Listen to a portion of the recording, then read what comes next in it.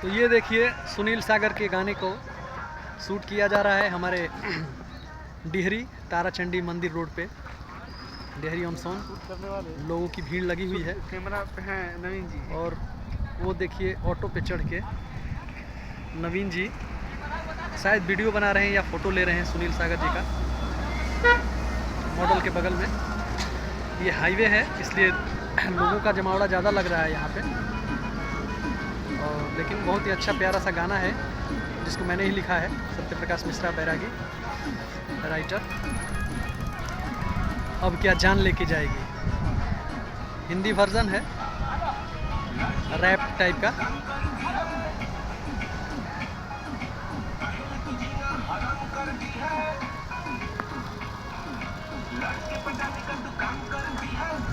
लोगों का भीड़ बढ़ते जा रहा है।